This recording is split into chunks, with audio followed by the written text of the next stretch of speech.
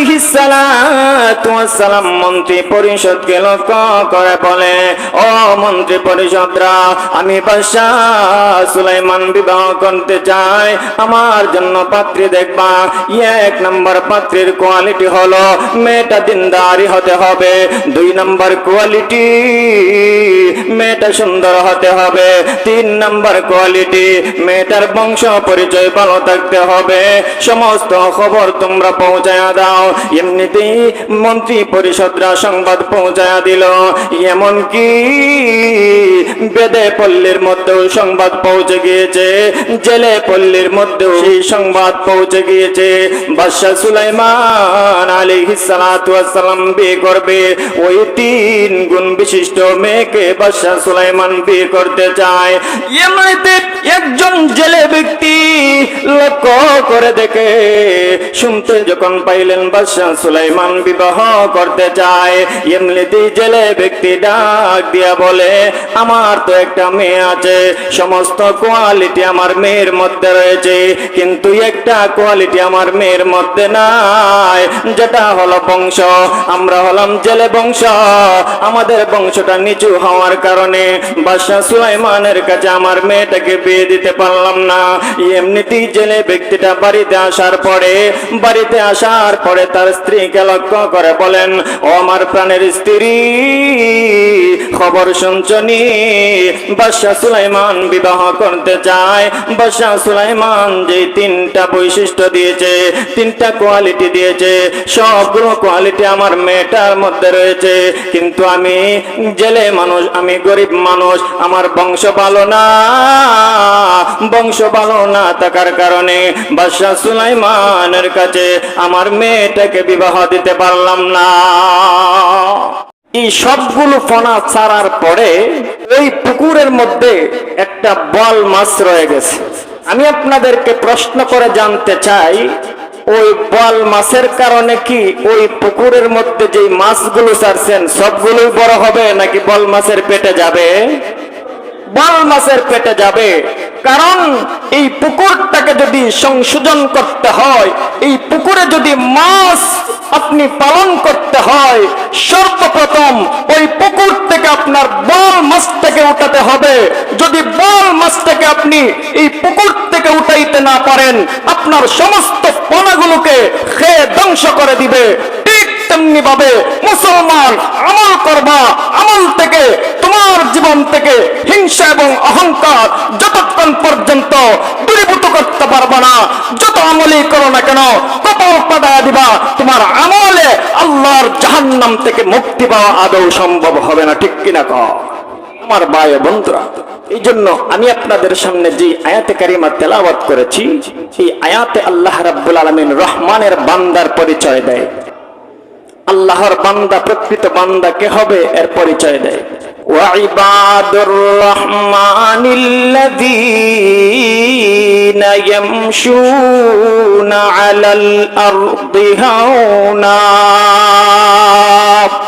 রহমানের বান্দা, প্রকৃত রহমানের বান্দা হলো অনেক যে ব্যক্তি জমিনের মধ্যে হিংসা নিয়ে চলাফেরা করে না, যে ব্যক্তি জমিনের মধ্যে অহংকার এবং তাকাব্বুর নিয়ে জমিনের মধ্যে চলাফেরা করে না, যে ব্যক্তি জমিনের মধ্যে নমনীয় হয়ে নিচু হয়ে জমিনের মধ্যে চলাফেরা করে, এটা হলো আল্লাহ রাব্বুল আলামিনের প্রকৃত বান্দার 1 নাম্বার বৈশিষ্ট্য। তাহলে কথা বুঝে থাকলে বলুন, প্রকৃত আল্লাহর যে বান্দা হবে সেই বান্দা কি অহংকার, তকব্বরি, মালের তকব্বরি, সন্তানের তকব্বরি, অস্ত্রের তকব্বরি করে চলাফেরা করবে, নাকি নমনীয় হয়ে চলাফেরা করবে? নমনীয় হয়ে চলাফেরা করবে। আমার ভাই ও বন্ধুরা, অহংকার এমন একটা জিনিস, তকব্বুরি এমন একটা জিনিস, তার সমস্ত আমলকে বরবাদ করে দেয়। মুফাসসিরিনে কেরাম এই আয়াতের ব্যাখ্যা করতে গিয়ে তাফসীরের কিতাবের মধ্যে একটা ঘটনা উল্লেখ করেছেন। আল্লাহর পয়গম্বর যারা ছিল, ওই সমস্ত নবীদের আমলের মধ্যে যদি একটু অহংকার প্রকাশ পেয়েছে, আমলের মধ্যে নয়, শুধুমাত্র কথার মাধ্যমে যদি একটু অহংকারী ভাব প্রকাশ পেয়েছে, আল্লাহ রাব্বুল আলামিন সাথে সাথে ওই নবীকে পরীক্ষায় ফেলে দিয়েছে। যেমন আল্লাহর পয়গম্বর সুলাইমান আলাইহিস সালাতু ওয়াস সালাম, এই আয়াতের ব্যাখ্যাতে মুফাসসিরিনে কেরাম লিখেছেন, হযরত সুলাইমান আলাইহিস সালাতু ওয়াস সালাম, আল্লাহ রাব্বুল আলামিন সুলাইমান আলাইহিস সালাতু ওয়াস সালামকে বাদশাহী উদান করেছিলেন, নবুয়তি উদান করেছিলেন। শুধু বাদশাহী নয়, গোটা পৃথিবীর শাসনকর্তা আল্লাহ রাব্বুল আলামিন সুলাইমান আলাইহিস সালাতু ওয়াস সালামকে দান করেছিলেন। জোরে কন্না সুবহানাল্লাহ। আমার ভাই ও বন্ধুরা, এই সুলাইমান আলাইহিস সালাতু ওয়াস সালাম যখন বিবাহ করবেন, সমস্ত দেশের মধ্যে সংবাদ ছড়াইয়া দিয়েছে, ও আমার মন্ত্রী পরিষদরা, আমি বিবাহ করতে চাই, তোমরা পাত্রী তালাশ করো।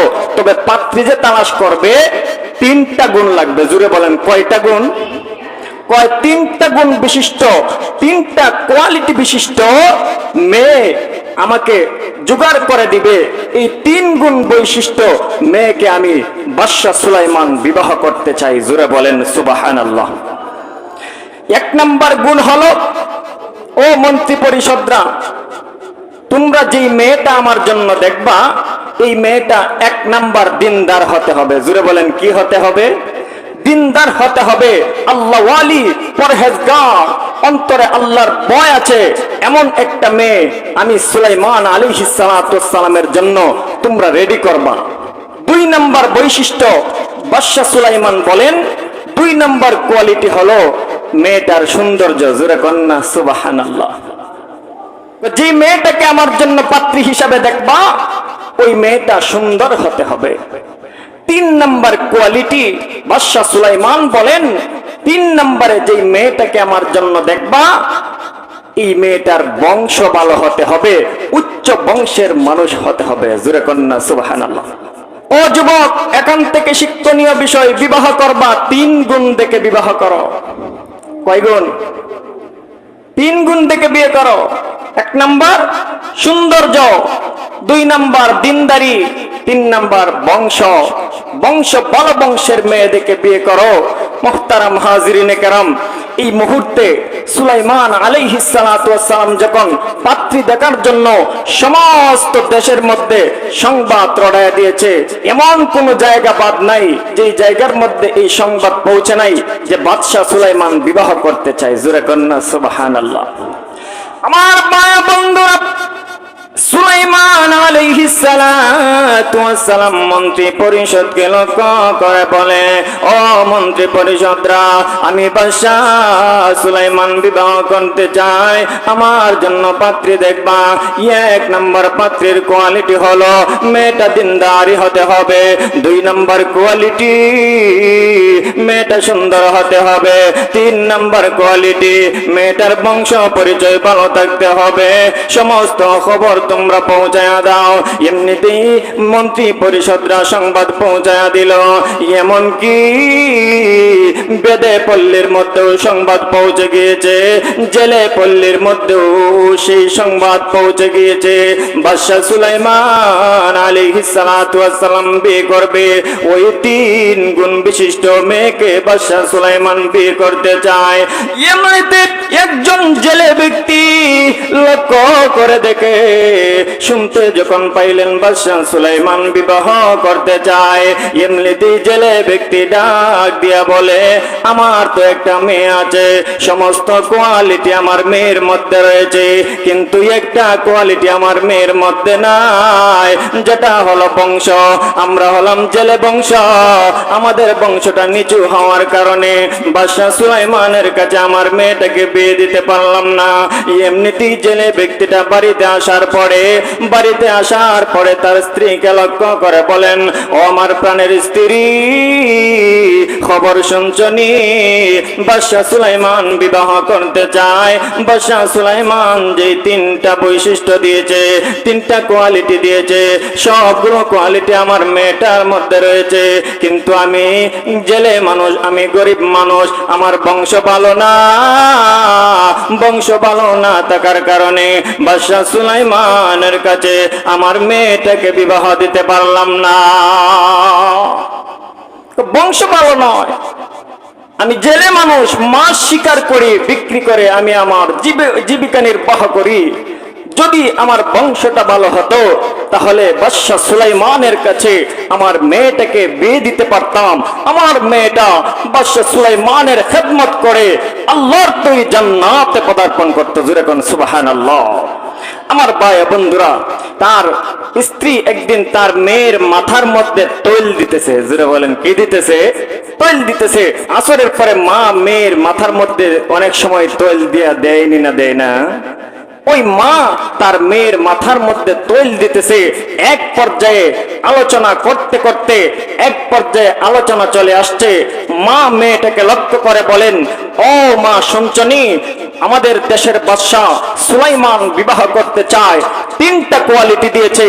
এই 3টা কোয়ালিটির মধ্যে 2টা কোয়ালিটি তোমার মধ্যে রয়েছে। তুমি আল্লাহ ওয়ালি, দিনদার এবং তুমি সুন্দরী। কিন্তু একটা কোয়ালিটি যেটা হলো বংশ পরিচয়, আমাদের বংশ পরিচয় ভালো নয়, তোমার বাবার বংশ পরিচয় ভালো নয়, নিচু বংশের মানুষ হওয়ার কারণে বাদশা সুলাইমানের কাছে তোমাকে বিয়ে দিতে পারলাম না। জোরে কন্যা সুবহানাল্লাহ। আমার পায়রা এমনিতেই মেয়েটা লক্ষ্য করে বলেন, মা,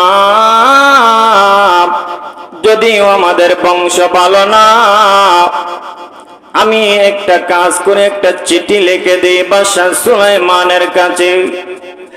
এমনিতে মা মেয়েটার দিকে লক্ষ্য করে একটু রাগান্বিত হয়ে চাইলেন, এত বড় সাহস, চিঠি লেখার জন্য তুমি উদ্বুদ্ধ হয়ে গিয়েছো। কোথায় বাদশা সুলাইমান, আর তুমি কোথায় জেলের মেয়ে, আর কোথায় তোমার সম্মান, কোথায় সুলাইমানের সম্মান? সুতরাং ও মা, না না, তুমি বাদশা সুলাইমানের কাছে বিবাহের পয়গাম পাঠাইতে পারো না। এমনিতে মেয়েটার অন্তরে একটু কষ্ট লাগে যাওয়ার পরে মেয়েটা সিজদায় পড়ে গিয়ে নামাজ আদায় করার পরে আল্লাহ রাব্বুল আলামিনের কাছে দোয়া করে, এরে মালিক, ও আল্লাহ, তুমি তো আমাকে নিচু বংশের মানুষ বানায়া দিয়েছো, বাদশা সুলাইমানকে তুমি তো বাদশাহী দান করেছো। ও আল্লাহ, আমি চাই আমার বেটা বাদশা সুলাইমানের কাছে যেন হয়ে যায়। এমনিতেই কান্নাকাটি করার পরে মেয়েটা একটি পত্র লিখে পাঠায়া দিলেন। এমনিতে মন্ত্রী পরিষদের কাছে যখন পত্রটা গিয়ে পৌঁছে গিয়েছে, মন্ত্রী পরিষদরা গিয়ে বাদশা সুলাইমানের কাছে গিয়ে লক্ষ্য করে বলে, ওগো বাদশা, আপনার কাছে বিবাহ বসার জন্য একজন জেলের মেয়ে জেলে পল্লী থেকে আপনার কাছে পত্র লিখেছে। আপনি যে কোয়ালিটি বর্ণনা করেছেন সমস্ত কোয়ালিটি ওই মেয়েটার মধ্যে রয়েছে, শুধুমাত্র একটা কোয়ালিটি বাকি রয়েছে। বলে কোন কোয়ালিটি? তার বংশ ভালো নয়, নিচু বংশের মানুষ, জেলে বংশের মানুষ। জেলে বংশের মানুষ হিসাবে সে কিন্তু পিছপা হয় নাই, পিছু হটে যায় নাই, আপনার কাছে আবেদন করেছে। এমনিতেই বাদশা সুলাইমান আলাইহিস সালাতু ওয়াস সালাম লক্ষ্য করে বলে, এত বড় স্পর্ধা, ও একজন জেলের মেয়ে হয়ে আমি বাদশা সুলাইমানের কাছে বিবাহের প্রস্তাব দেই। এই যে একটু কথার মধ্যে একটু অহংকার প্রকাশ পেয়ে গেল। বাদশা সুলাইমান আলাইহিস সালাতু ওয়াস সালামের কথার মধ্যে একটু অহংকার প্রকাশ পেয়ে গেল। কিন্তু শরীয়তের দৃষ্টিকোণ থেকে একটা মাসআলা হলো কুফু মিলায়ে বিয়ে করা, অর্থাৎ সমতা বজায় রেখে বিয়ে করা। বাদশা সুলাইমান আলাইহিস সালাতু ওয়াস সালাম অন্তরে অহংকার নিয়ে বলেন নাই, এত বড় স্পর্ধা, কোথায় আমি নবী সুলাইমানের সম্মান আর কোথায় জেলের মেয়ের সম্মান, সে আমার কাছে বিবাহের প্রস্তাব দেয়। এই কথাটা কিন্তু অহংকার সুলভ বলে নাই, কুফু অর্থাৎ সমতা মিলানোর জন্য সুলাইমান আলাইহিস সালাতু ওয়াস সালাম এই কথাটা বলেছেন। কিন্তু অন্তরে যদিও এই কথাটা রয়েছে, কিন্তু সুলাইমান আলাইহিস সালাতু ওয়াস সালামের মুখ দ্বারা যে একটু অহংকারী ভাব প্রকাশ পেয়েছে, আল্লাহ রাব্বুল আলামিন বলেন, সুলাইমান, তোমার সেই অহংকারী কথাটা আমি আল্লাহর কাছে পছন্দনীয় হয় নয়, আমি তোমাকে পরীক্ষায় ফেলে দেব, পরীক্ষা দেওয়ার জন্য তুমি প্রস্তুতি গ্রহণ করো। আমার ভাই বন্ধুরা, এই মুহূর্তে সুলাইমান আলাইহিস সালাতু ওয়াস সালাম যখন বাদশাহীর চেয়ারের মধ্যে উপবিষ্ট, এই মুহূর্তে সুলাইমান আলাইহিস সালাতু ওয়াস সালামের সিংহাসনের চতুর্দিকে সমস্ত জিন্নাত বাহিনীরা, একটা জিন্নাতের নাম হলো সাখরা। জোরে বলেন কি? ওই সাখরা নামক জিন্নাতের তার দায়িত্ব ছিল আল্লাহর পয়গম্বর নবী সুলাইমান আলাইহিস সালাতু ওয়াস সালাম যখন বাথরুমে প্রবেশ করতেন, বাইতুল খালাই যখন উনি প্রবেশ করতেন, তখন নবী সুলাইমান আলাইহিস সালাতু ওয়াস সালামের যে আংটিটা ছিল আল্লাহর পক্ষ থেকে, সেই আংটিটা নিয়ে বাইতুল খালা অর্থাৎ বাথরুমে প্রবেশ করা নিষিদ্ধ ছিল। ও সুলাইমান, তোমাকে আমি যে আংটিটা দিয়েছি, এই আংটিটার মধ্যে সমস্ত রাজত্বকে আমি তাবে করে দিয়েছি, জিন ইনসানকে আমি তাবে করে দিয়েছি, সমস্ত পক্ষীকুলকে আমি তাবে করে দিয়েছি। এই যে আংটিটা রয়েছে, এই আংটিটা নিয়ে তুমি বাথরুমে ঢুকতে পারবা না। ওই যে সাখরা নামক জিন্নাত, এই সাখরা নামক জিন্নাতের দায়িত্ব ছিল নবী সুলাইমান যখন বাথরুমে প্রবেশ করতেন, তখন বাহিরে ওই আংটিটা সাখরা নামক জিন্নাতের হাতে দিয়ে এরপর তিনি বাথরুমে প্রবেশ করতেন। জোরে করেন সুবহানাল্লাহ। এক মুহূর্তে সুলাইমান আলাইহিস সালাতু ওয়াস সালাম বাথরুমে প্রবেশ করবেন, সাখরা নামক জিন্নাতের হাতে নবী সুলাইমান আলাইহিস সালাতু ওয়াস সালামের বাদশাহীর আংটিটা খুলে দিয়ে সুলাইমান আলাইহিস সালাতু ওয়াস সালাম বাথরুমে প্রবেশ করলেন। আর নবী সুলাইমান আলাইহিস সালাতু ওয়াস সালামের সিংহাসনের পাশে একটা জিন্নাত দাঁড়ায় থাকতো, এর নাম হলো আসিফ বিন বরখিয়া। জোরে বলেন নাম কি? আসিফ বিন বরখিয়া। এই আসিফ বিন বরখিয়া সুলাইমান আলাইহিস সালাতু ওয়াস সালামের রূপ ধারণ করে, দুষ্ট জিন্নাত আসিফ বিন বরখিয়া সুলাইমান আলাইহিস সালাতু ওয়াস সালামের রূপ ধারণ করে গিয়ে ওই সাখরা নামক জিন্নাতকে লক্ষ্য করে বলেন, ও সাখরা নামক জিন্নাত, আমি সুলাইমান বাথরুম থেকে বের হয়ে এসেছি, আমার আংটিটা কোথায়? আংটিটা দাও। জোরে কন্যা সুবহানাল্লাহ। পরীক্ষা শুরু হয়ে গেছে। অহংকারী ভাব প্রকাশ পাওয়ার কারণে নবী সুলাইমান আসলে অহংকারী ছিল না, অন্তরে অহংকারী মনে কথা ছিল না। আল্লাহর পয়গম্বর সুলাইমান আলাইহিস সালাতু ওয়াস সালাম কথার মাধ্যমে একটু মাত্র অহংকারী ভাব প্রকাশ পাওয়ার কারণে নবী সুলাইমান আলাইহিস সালাতু ওয়াস সালাম যেই কথাটা বলেছিলেন, এটা কুফুর ক্ষেত্রে, কুফু মিলানোর ক্ষেত্রে সমতা বজায় রাখার জন্য বলেছিলেন, অহংকার করার জন্য বলেন নাই। কিন্তু ভাব প্রকাশ পাওয়ার কারণে, অহংকারী ভাব প্রকাশ পাওয়ার কারণে আল্লাহ বলেন, নবী সুলাইমান অহংকারী ভাব কেন প্রকাশ পাইল? পরীক্ষার জন্য তুমি প্রস্তুতি গ্রহণ করো। আমার ভাইয়েরা, এই মুহূর্তে যখন আংটিটা ওই আসিফ বিন বরখিয়া নামক দুষ্ট জিন্নাত নিয়ে গেল, দুষ্ট জিন্নাত নিয়ে যাওয়ার পরেই এই আংটি যার কাছে থাকবে, রাজত্ব তার কাছে থাকবে, আংটি যার কাছে থাকবে, রাজ্যের মানুষ তার কথা শুনবে, আংটি যার কাছে থাকবে, পক্ষীকুল তার কথা শুনবে, আংটি যার কাছে থাকবে, জিন্নাত সমস্ত জিন্নাত কুল তার কথা শুনবে, আংটি যার কাছে থাকবে, সমস্ত কুল কায়নাত তার কথা শুনবে। জোরে কোন সুবহানাল্লাহ। এই আংটি যখন এই সুলাইমান আলাইহিস সালাতু ওয়াস সালামের আংটিটা আসিফ বিন বরখিয়া যখন নিয়ে গেলেন, নিয়ে গিয়া সুলাইমান আলাইহিস সালাতু ওয়াস সালামের সিংহাসনের মধ্যে বসেই ঘোষণা দিল যে আমি হলাম আসল সুলাইমান, এবং বাথরুমে যেই সুলাইমান ঢুকেছে সে হলো নকল সুলাইমান, সুতরাং সে বাথরুম থেকে বের হওয়া মাত্রই তার উপর আক্রমণ করবা। মুহতারাম হাজিরিনে কেরাম, আসল সুলাইমান যখন বাথরুম থেকে বের হলো, বের হওয়ার সাথে সাথে ওই যে দুষ্ট জিন্নাত আসিফ বিন বরখিয়ার হুকুমে আদেশে সমস্ত বাহিনীরা নবী সুলাইমান আলাইহিস সালাতু ওয়াস সালামের উপর আক্রমণে ঝাঁপায়া পড়ল। মুহতারাম হাজিরিনে কেরাম, যখন আক্রমণে ঝাঁপায়া পড়লো, এক পর্যায়ে মারতে মারতে মারতে মারতে নবী সুলাইমান আলাইহিস সালাতু ওয়াস সালামকে একটা নদীর পাড়ে নিয়ে, ওই যে বলেছিলাম জেলেপল্লীর পাশে একটা নদীর পাশে নিয়ে সুলাইমান আলাইহিস সালাতু ওয়াস সালামকে এখানে রেখে আসছে। এক পর্যায়ে ওই যে বলেছিল যে কোয়ালিটি এবং গুণ বলেছে, সবগুলি কোয়ালিটি আমার মেয়ের মধ্যে রয়েছে। একটা কোয়ালিটি, অর্থাৎ আমি জেলে মানুষ, আমার মেয়েটাকে নবী সুলাইমানের কাছে বিয়ে দিতে পারলাম না। এই যে জেলে ব্যক্তি বাড়িতে যাচ্ছে মাছ শিকার করে, এক পর্যায়ে দেখে নবী সুলাইমান আলাইহিস সালাতু ওয়াস সালাম অজ্ঞান অবস্থায় এখানে পড়ে রয়েছে। জোরে কন্যা সুবহানাল্লাহ। ওই যে মেয়েটা দোয়া করেছিল আল্লাহর কাছে, আল্লাহ আপনি আমাদের দেশের বাদশা সুলাইমানের কাছে আমাকে বিবাহের ব্যবস্থা আল্লাহ আপনি করে দেন, আপনি তো আমাকে গরিব বানিয়েছেন, বাদশা সুলাইমানকে তো আপনি বাদশাহী দান করেছেন, আপনি ইচ্ছা করলে তো পারেন আমাকে বাদশা সুলাইমানের কাছে বিবাহ পড়ায়া দিতে। জোরে কন্যা সুবহানাল্লাহ। বাদশাহ সুলাইমান আলাইহিস সালাতু ওয়াস সালামকে এই এমন মুমূর্ষ অবস্থায় এই জেলে ব্যক্তি বাড়িতে উঠায় নিয়ে গেলেন। বাড়িতে উঠায় নেওয়ার পরে চিকিৎসা করানোর পরে বাদশাহ সুলাইমান আলাইহিস সালাতু ওয়াস সালাম সুস্থ হয়ে গেলেন। জোরে কন্যা সুবহানাল্লাহ। নবী সুলাইমান আলাইহিস সালাতু ওয়াস সালাম যখন সুস্থ হয়ে গেলেন, ওই জেলে ব্যক্তি লক্ষ্য করে দেখতেছেন, যেদিন থেকে ওই যুবকটাকে আমার বাড়িতে আনলাম সেদিন থেকে আমার ঘরে শুধু বরকত আর বরকত। জোরে কন্যা সুবহানাল্লাহ। আল্লাহর পক্ষ থেকে তো নবী, নবীদের সাথে তো বরকত থাকবেই। সুতরাং জেলে ব্যক্তি বলেন, সেদিন থেকে আমার বরকত শুরু হয়ে গেছে। যেখানেই আমি মাছ শিকার করতে যাই, আমি সেখানে গিয়ে মাছ শিকার করতে পারি। আমি যেখানেই যাই রুজি রোজগার করার জন্য, সেখানেই গিয়ে আমি রুজি রোজগার করতে পারি। রুজির জন্য কোনো চিন্তা, কোনো টেনশন করতে হয় না।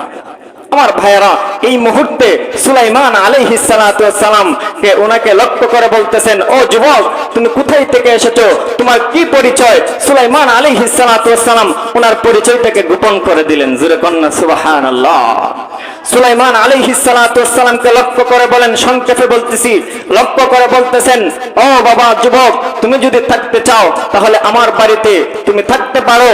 কিতাবের মধ্যে উল্লেখ করা হয়েছে 6 মাস পর্যন্ত, কেউ কেউ উল্লেখ করেছেন 1 বছর পর্যন্ত বাদশা সুলাইমান আলাইহিস সালাতু ওয়াস সালাম ওই জেলের বাড়িতে ছিলেন। জোরে কন্না সুবহানাল্লাহ। আর এইদিকে সুলাইমান আলাইহিস সালাতু ওয়াস সালামের রূপ ধারণ করে দুষ্ট আসিফ বিন বরকিয়া সমাজের মধ্যে অর্থাৎ দেশ পরিচালনা করতেছে, রাষ্ট্র পরিচালনা করতেছে। আর যত সমস্ত ভালো জিন্নাতগণ রয়েছে, ভালো জিন্নাতেরা লক্ষ্য করে দেখতেছেন, আগে যে সুলাইমান ছিল ওই সুলাইমানের আমলে যেমন শাসন ছিল, যেমন নীতিমালা ছিল, এমন নীতিমালা নাই। সমস্ত নীতিমালা দেখা যায় উল্টো হয়ে যাচ্ছে। কারণ উল্টো হয়ে যাওয়ার এই কথা, কারণ সমাজের মধ্যে সমাজের নেতা যদি কোনো দুষ্ট প্রকৃতির লোক হয়, সমাজের অবস্থা পরিবর্তন হয়ে যাবে। মসজিদের কমিটির লোক যদি দুষ্ট পর্যায়ে হয়, মসজিদের অবস্থা পরিবর্তন হয়ে যাবে। দেশের প্রধানমন্ত্রী যদি দুষ্ট প্রকৃতির হয়, দেশের অবস্থা পরিবর্তন হয়ে যাবে। সমাজের মেম্বার যদি দুষ্ট প্রকৃতির হয়, সমাজের অবস্থা পরিবর্তন হয়ে যাবে। চেয়ারম্যান যদি দুষ্ট প্রকৃতির হয়, চেয়ারম্যানের সমস্ত রাজত্ব কি হয়ে যাবে? পরিবর্তন হয়ে যাবে। এটাই বাস্তবতা। সুলাইমান আলাইহিস সালাতু ওয়াস সালামের সিংহাসনের মধ্যে আসল সুলাইমান নয়, নকল সুলাইমান অর্থাৎ দুষ্ট শয়তান বসে গেছে। সুতরাং দেশের মধ্যে তো শয়তানই প্রচার করবে। জোরে কোন ঠিক কিনা?